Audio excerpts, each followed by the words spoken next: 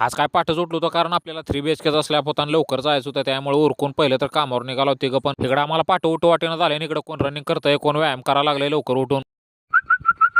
हे कामावरचा डोगेश आहे बघा, एकदा ओळख झाली की पाक लोबरा होतोय, सारखा अंगावर उड्या मारतोय नुसत्या. डोगेशला म्हणलं तुला काय काम नाही, पण मला 3 BHK पायपिंग करायची आहे, त्यामुळे आपण निवांत धिंगाणा घालू म्हणलं टाइम भेटल्यावर. काम चालू व्हायच्या आधी घर मालकांना चहा आणून दिलता बघा, दोघं जण मिळून प्यायला लागलो होता. सेम मोठं पतलू दिसायला लागला होता दोघं मिळून. इकडे सेंटरिंग वाल्यानं प्लेटाला फुल तेल लावलं होतं बघा, त्यामुळे सरासर पाय घसरायला लागलं होतं. 2 रूमची पायपिंग राहिल्यावर पहिलं तर पाणी पिऊन घ्यावं म्हणलो मी, पण या घरीतलं पाणी बघून माझी इच्छाच मिली बघा पाणी प्यायची. नाही म्हणलं तर मशीन यायला 12 वाजले होते आणि आपलं काम व्हायला 12:30 वाजले होते बघा. एक तर पाहिलं तर सोमवार आणि त्यातनं सकाळी लवकर आल्यामुळे फराळ केला नव्हता, त्यामुळे खाली उतरून पहिलं तर फराळ करून घेतला आणि इकडे सगळी मिस्त्री पण जेवायला बसली होती.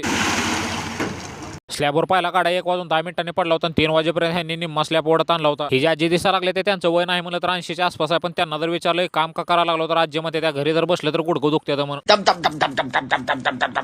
4 वाजेपर्यंत पूर्ण स्लॅब होत आलता बघा, पण आता विषय असा झालाय खाली उतर झालंय बेकार होणार आपलं. मी काय जास्त लोड घेतला ना, चपल्या खाली टाकल्यानं काचा काचा करत सगळा स्लॅब तुडवत आलो बघा खाली. स्लॅबवरनं खाली उतरल्यावर पहिलं तर तोंड धुवून घेतलो कारण फ्रेश वाटते तोंड धुतल्यावर. इथनं आता आपल्याला माळुंबऱ्याच्या कामावर जायचंय, जिन्यातला एक बोर्ड काढवा आणि तिथनं घराकडे. असं पण आपल्याला माळुंबऱ्यामध्ये जाऊन कटिंगचं काम करायचं होतं, त्यामुळे काय जास्त लोड घेतला ना, डायरेक्ट बरमुड्यावर चालूय. आता हे जी व्ह्यू दिसायला लागला ती फ्रंट कॅमेराचा आहे बघा आणि हे जी व्ह्यू दिसायला लागला ती रिअर कॅमेराचा आहे. कोणत्या कॅमेरामध्ये चांगला व्ह्यू दिसतोय ते कमेंट करून नक्की सांगा.